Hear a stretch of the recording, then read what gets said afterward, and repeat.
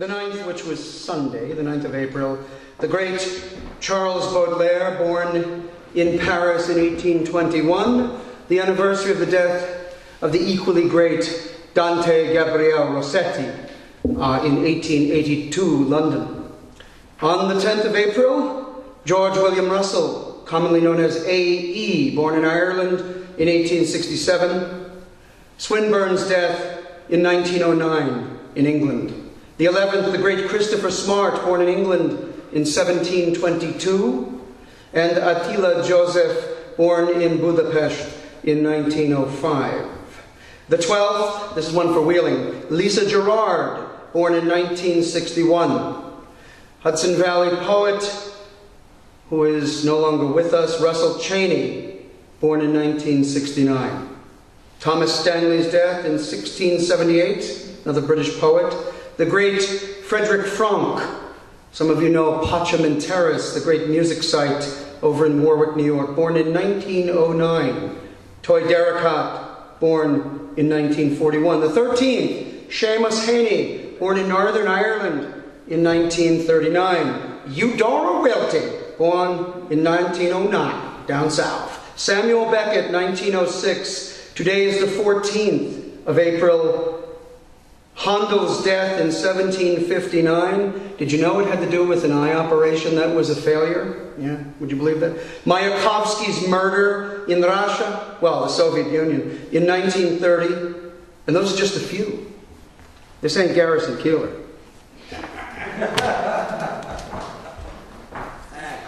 I've been sending emails to Minnesota Public Radio for the last 15 years to make sure that they included Baudelaire's birthday on April 9th. They're finally doing it. Yeah. You betcha. All right, one from Le Fleur du Mar. This translation is passable. It's by the British poet David Paul. Comes the charming evening. Comes the charming evening, the criminal's friend, comes conspirator-like on soft wolf tread. Like a large alcove, the sky slowly closes, and man approaches his bestial metamorphosis. To arms that have labored, evening is kind enough, easing the strain of sinews that have borne their rough share of the burden. It is evening that relents to those whom an angry obsession daily haunts. The solitary student now raises a burdened head, and the back that bent day-long sinks into its bed. Meanwhile, darkness dawns, filled with demons familiar, who rouse reluctant as businessmen to their affairs, their ponderous flight rattling the shutters and blinds.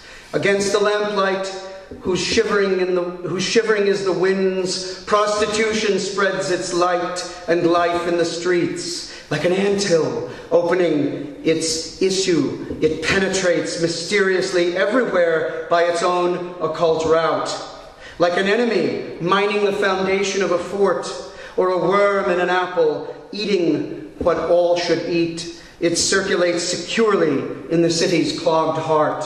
The heat and hiss of kitchens can be felt here and there, the panting of heavy bands, the theater's clamor. Cheap hotels, the haunts of dubious solaces, are filling with tarts and crooks, their sleek accomplices.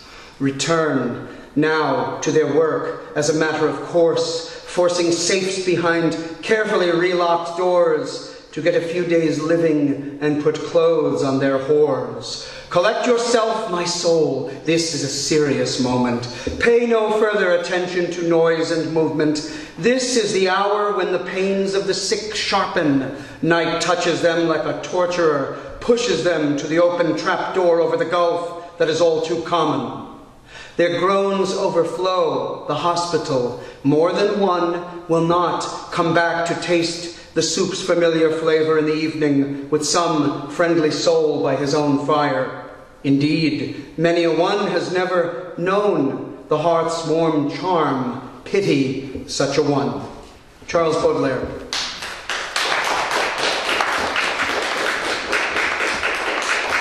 All right. I was in Kingston at the Art Bar Gallery last night, and I wanted, since it was Seamus Heaney's birthday, I wanted to read some of his, and I was tempted to read everything I had instead of reading my own work. I think he was one of the most important poets, and still is, even though he's deceased, of the 20th century. And this, one of my favorite poems from his collection, North, Act of Union, 1. Tonight, a first movement, a pulse, as if the rain in bogland gathered head to slip and flood, a bog burst, a gash breaking open the ferny bed. Your back is a firm line of eastern coast, and arms and legs are thrown beyond your gradual hills. I caress the heaving province where our past has grown. I am the tall kingdom over your shoulder that you would neither cajole nor ignore. Conquest is a lie. I grow older, conceding your half-independent shore, within whose borders now my legacy culminates inexorably. 2. And I am still imperially male, leaving you with the pain, the rending process in the colony, the battering ram, the boom burst from within, the act sprouted an obstinate fifth column whose stance is growing unilateral. His heart beneath your heart is a war drum mustering force.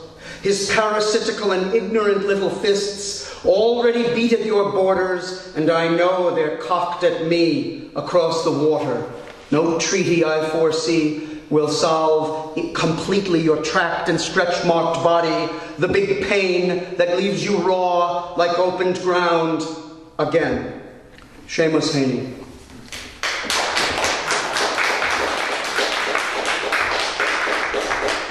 The great Hungarian poet Attila József was born in 1905 on the 11th of April. He lived 32 years. He pulled an Anna Karenina towards the end of his life, which is what ended his life. And you can figure it out whether or not he was helped. But, of course, I lost my place. The translator is the Hungarian-American poet John Baitke. Disabled veterans, along with their peasant legs, the shovels too have been cut off. The warm rain of colors will never relieve their eyes' drought. Ringing bell strokes molten into satanic tanks, shattered with grenades, those slim obelisks, their backbones. Through their pierced lungs, foaming terrors march groaning, and prison camps lie interned in their tortured brains. These are the men of whom their mothers got back something across the toll of those more merciful lime pits, where all sorts of stuttering Christs are calcifying into one body, so that the orgy of death rattles grows into one monstrous Sermon on the Mount. Their bread-winning hands of their missing arms are clenched and aflame, ringing the bell for peace in their hearts. Attila József. That was published about 1929. This is a true story, and this is, I think, the only one I'm going to do of my own. Let me mention that some of you might know that the appellation Tweed Wolf is another name for a coyote. Now this has to do with the eastern coyote, and you can see him, you can see her if you wander the woods in the Hudson Valley, or look along the roadway to see their remnants. The coyote at Glenmere, Pine Hill Road, Chester, New York, Wednesday, March 22nd, 2017. No hunter for the apex predator, but trucks, cars, and winter. He wandered along the border of spring, near the back entrance to Glenmere's estate, the wooded hill above a lake. I slowed on Pine Hill Road, called from the car, sounded its horn, and coyote froze in his tracks, a late snow remnant. Evening was beckoning in a voice I could not hear and would not recognize. The maiden pups waited in their den, screech owl warned of freezing rain. Did he pause to admire pagan statues and columns on the frozen grounds of the mansion? Ancient wisdom walked coiffed acres, noble but no Tweed Wolf. He held the night, feral lord of the manor, where brides and grooms would never believe his primordial inheritance. During their tame fates and courtship at his courtyard in summer's dusk, en route to a gallery where nude portraits hung on a wall, I knew Coyote's art was cyclic but sudden, primal, holy passion of rut, of nursing, of the remnants of prey in his stone chapel, hidden from the heresy of humans.